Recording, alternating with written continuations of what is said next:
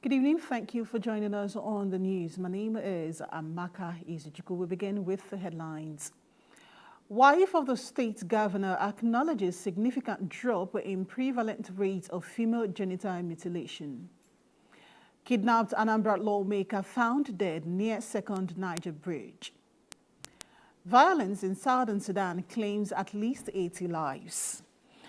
And on the news in detail. The prevalent rate of female genital mutilation (FGM) has dropped by 54% in Ebonyi State. The wife of the governor, Mrs. Uzamaka Mwiferu, stated this during a road walk to commemorate the 2025 International Day of Zero Tolerance for Female Genital Mutilation and Cutting, organized by our pet project BEWO, the Ministry of Women Affairs and the Development Partners. Pauline Wanerienwe is our guide.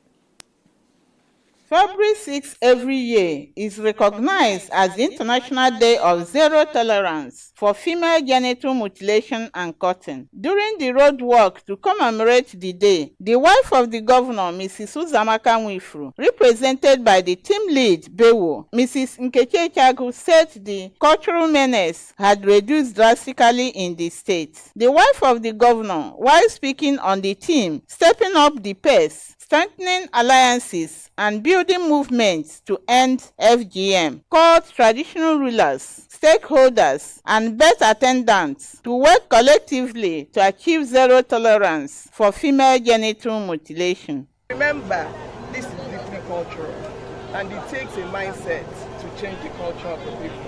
FGM is female genital mutilation. It used to be female genital cutting, but that cutting is so derogatory, so it was changed to mutilation, meaning scattering that whole area.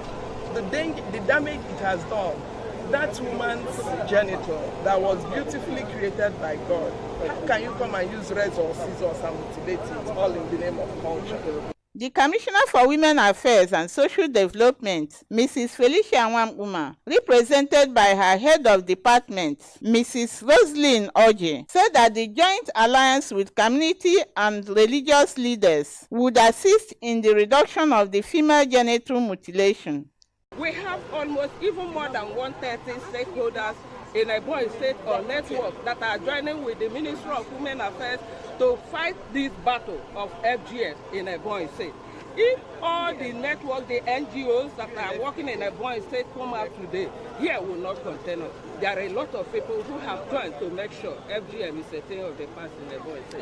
UNFPA representative Kosarachi Mwite and the coordinator Gender-Based Violence Task Force, Mrs. Fedvin Wancho, promised their commitment to ensure its continuous decline as a severe violation of human rights affecting women and girls. What we did as per the punishment section of that law in 2018 was a child's play. That in that woman, after being amended, is the level of sure.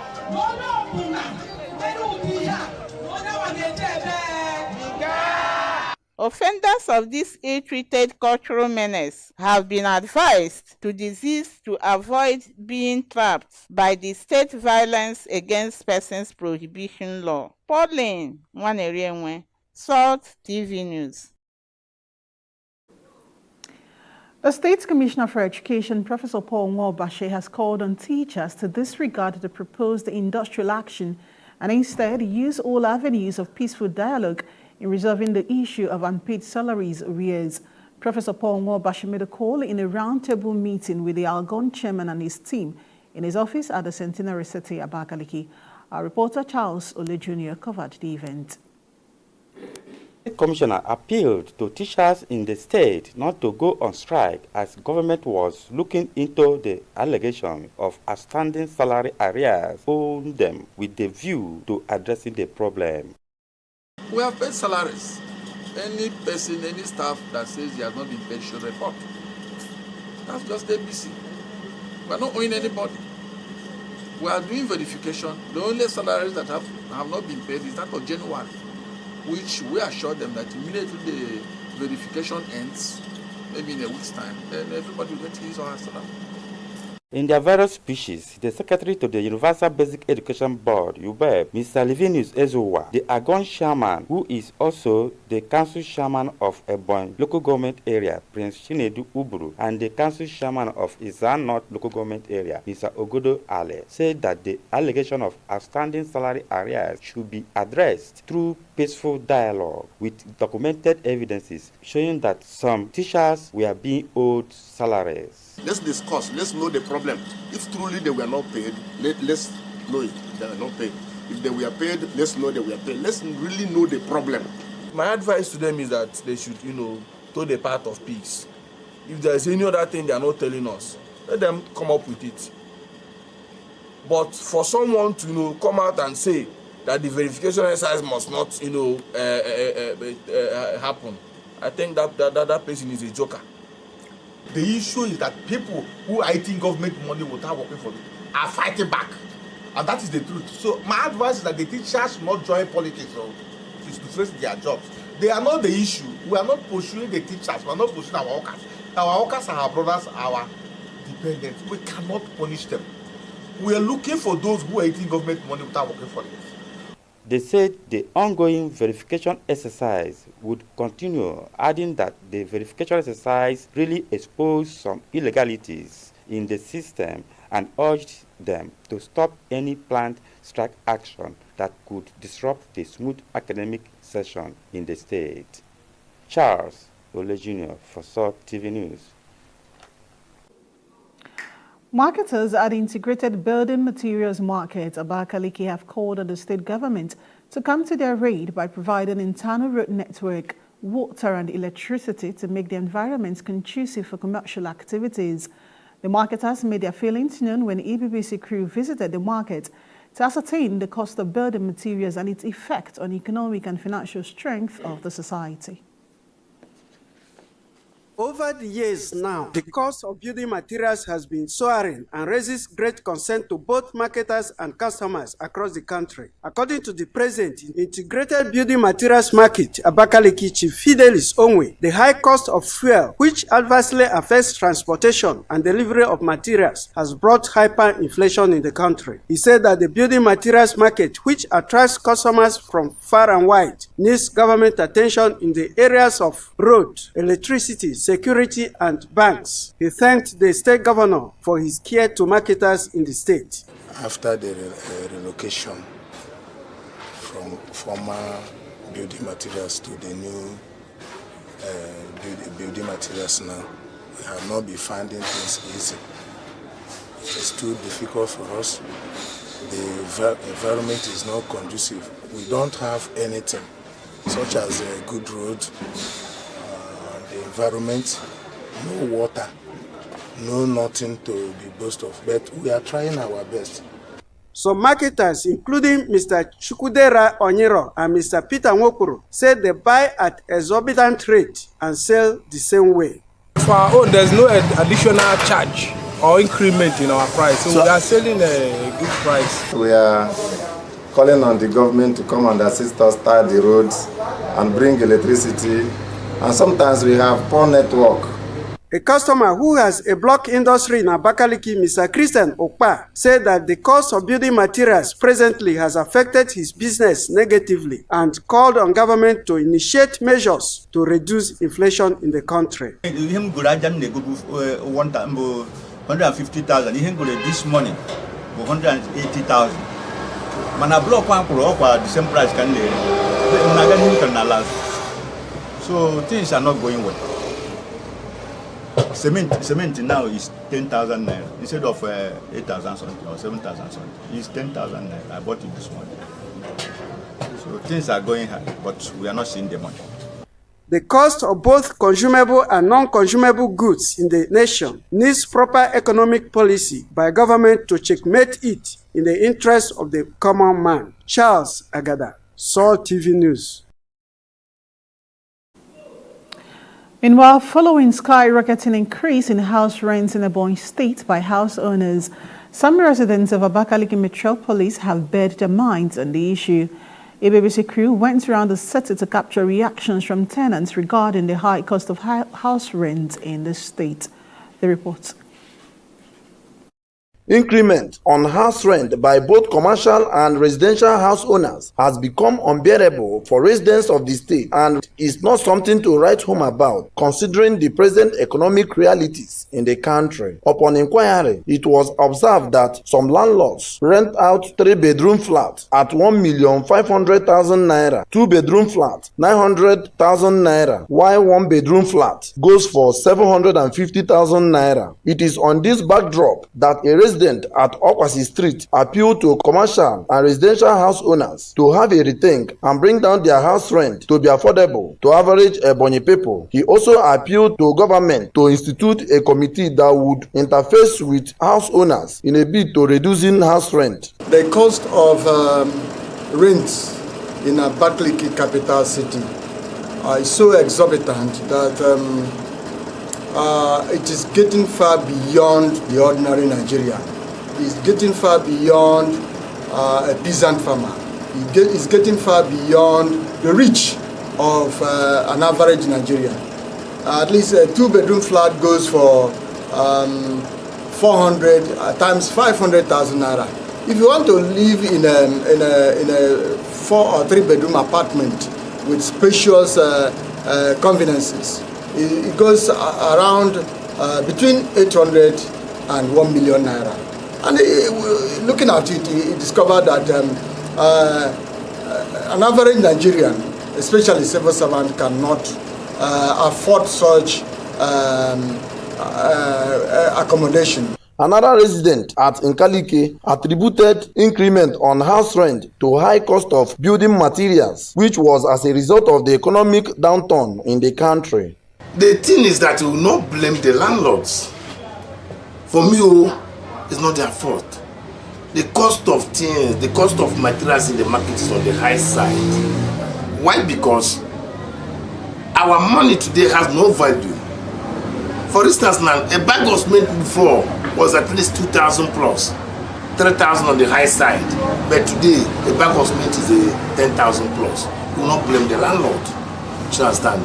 But I try at least to meet up according to how much they spend to do all those things. Before, Poline, let's start from Poline, 2x2. It was at least that time was about 150, highest 180. But now, 2x2 is 800 naira. Check out the increase. Further effort to interview more tenants on the house rent issue proved abortive as the furious tenants refused to speak to EBBC crew because of their experience in the hands of the landlords. For South TV News, I am Chidiebere Nwori. A cross-section of Ebonians has stressed the importance of community policing to checkmate incessant insecurity situation across the country. Our reporter Charles Ole Jr. went round the state capital, Abakaliki, to seek the opinions of security chiefs and community leaders on the need for community policing. The report. Bearing their minds, the Commandant of Nigeria's Security and Civil Defense Corps, Ebonyi State Command, Mr. Chika Nnamdi, and the Police Public Relations Officer of Ebonyi State Police Command, Abakaliki, SP Joshua Ukando, maintained that model community policing will help to reduce crime. According to them, enhanced synergy and collaboration between the nation's sister security agencies and the community is the best way to go, describing the incident of the Sunday morning attacks on the citizens of Amago and Kaleha community in Ishelu local government area as disheartening, adding that the truth would be unveiled after thorough police investigation. The governor is giving us some moral support to make sure we leave this at the board. We cannot be everywhere at the time. Traditional institutions should be part of this security architect. The PGs of every town should be part of it. The youth organizations, youth bodies of every town should be part of it. So that when you have visitors coming over to your place, you can identify them in time and give us appropriate intelligence report to leave it at the board. Our motto says is defending the defenseless. Our operations are cut across every nook and crannies of the state. And most of the personnel who have at these localities are indigenous. But of course, we are not going to assume that everybody knows that this is what we are in now. Stakeholders in Ebonyi State, residents of Ebonyi State, the season or the period we are in is a period where everybody has to work for the security of the place you're living. The traditional ruler of Nkaleke Eshara Unuhu Autonomous Community, who is also the President General of Izi Clan, Eze Sunday Oketa, member of Ebonyi State House of Assembly representing Abakaliki North State Constituency, Mr. Shedi Muke, and State Chairman, National Youth Council of Nigeria, Ebonyi State Chapter, Comrade Douglas Oshishi, while consoling families of the victims of the Sunday morning attacks on Amago Nkaleha community in Isheri local government area, disclosed that the community policing, if put in place in collaboration with other security agents, would go a long way in reducing such heinous attacks. If governments can accept community policy and know a way to assist them through with the highnesses in the different communities, we will also bring our own vigilantes attached to them for them to take care of the rural areas, both border and villages and communities. It is important that every community, especially the bordering communities, should have alliance and agreement and partnership and community security and community policing, so that the both groups will form what is called formidable force. The community policing is a welcome development as far as Ebonyi State is concerned, because it will enable the citizens to get more free, because it is a grassroots oriented kind of security outfit. And today we find out a lot of insecurity in the state. That because some citizens are not free to express themselves to uniformed security personnel. So, and I believe that the emergence of this community policing is going to help us. According to them, to curtail reoccurrence of such attacks across communities, all hands must be on deck in providing useful information to security agents by the community leaders. Charles Ole Jr. for Salt TV News. Salt TV News will be back in a moment with more stories for you. Please stay.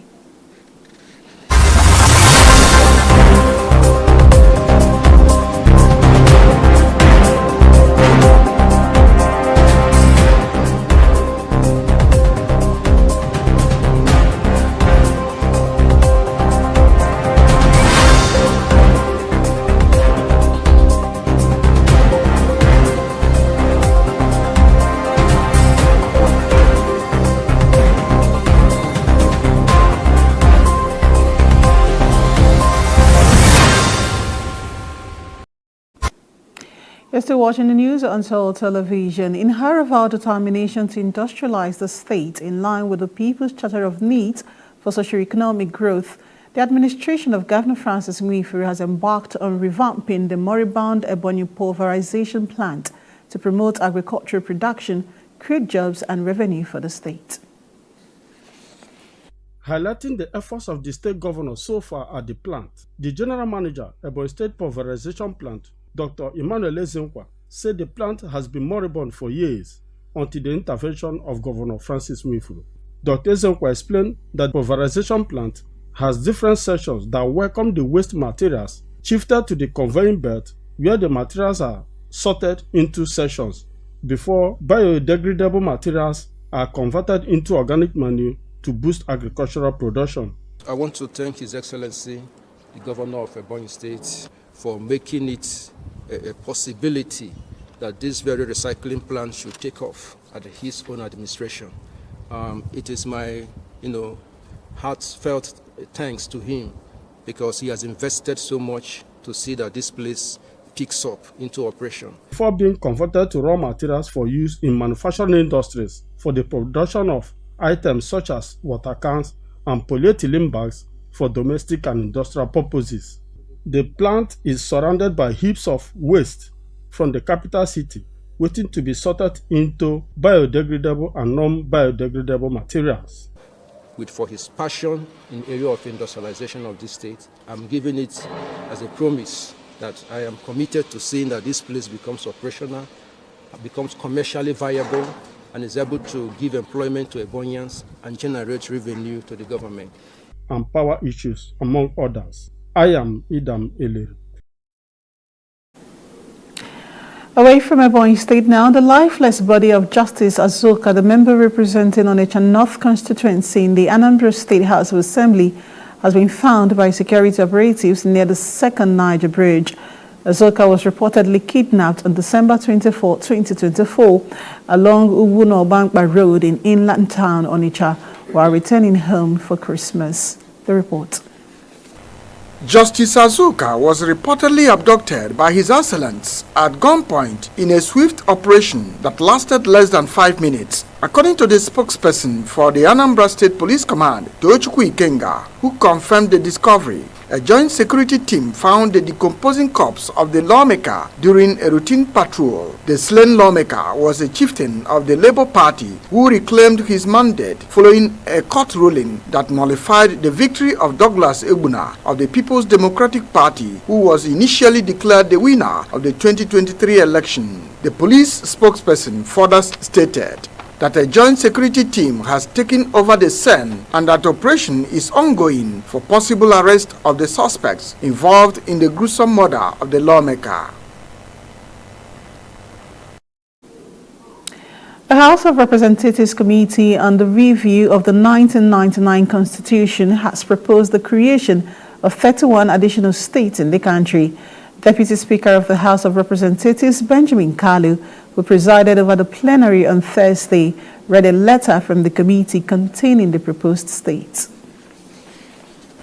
According to the House Committee, the legislative proposals for the creation of additional states and local government councils in the country shows that North Central Zone will have additional 6 states, while Northeast will go with 4 and Northwest 5 states. Southeast Geopolitical Zone will get 5 additional states and 4 states to South-South, while Southwest will have 7 states according to the legislative proposal. If approved, this will increase the number of states in Nigeria to 67.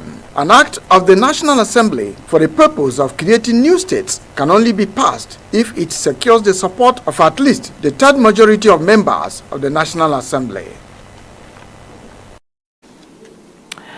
And on a foreign scene, the United Nations has warned that 2 southern Sudan states were on the brink of catastrophe after a recent eruption of violence which reportedly killed at least 80 people in one city. Renewed fighting broke out last week in the states of South Kordofan and Blue Nile between the army and a faction of the Sudan People's Liberation Movement led by Abdelaziz Al-Hilu. The report. The nation's resident and humanitarian coordinator in Sudan, Clementine Nkwega Salami, said the fighting had reportedly claimed at least 80 lives in the southern state capital, Kadugi, alone. She condemned the reported use of women and children as shields in Kadugi, the obstruction of humanitarian aid, and the detention of civilians, including children. Sudan's army and its main rival, the paramilitary Rapid Support Forces, have been at war for control of the country since April 2023, creating a widespread humanitarian crisis. The army of the Sudan Parliamentary Forces have accused each other of launching attacks and targeting civilians in an attempt to capture territory. The consequences of food insecurity are already being felt in parts of the South Kordofan, where families are surviving on dangerously limited food supplies and malnutrition rates are rising sharply. And to wrap it up on the news, we'll take another look at our major stories. Wife of the state governor, Mrs. Uzamaka Nwifuru, has acknowledged a significant drop in prevalent rates of female genital mutilation, FGM, by 54% in Ebonyi State. She said this during a road walk to mark this year's International Day of Zero Tolerance for FGM. The lifeless body of the member representing Onitsha North constituency in the Anambra State House of Assembly, Justice Azuka, has been found by security operatives near the second Niger Bridge. The late lawmaker was kidnapped on December 2024. The United Nations has warned that 2 southern Sudan states were on the brink of catastrophe after a recent eruption of violence which reportedly killed at least 80 people in one city. And that's it on the news tonight. My name is Amaka Izuchukwu.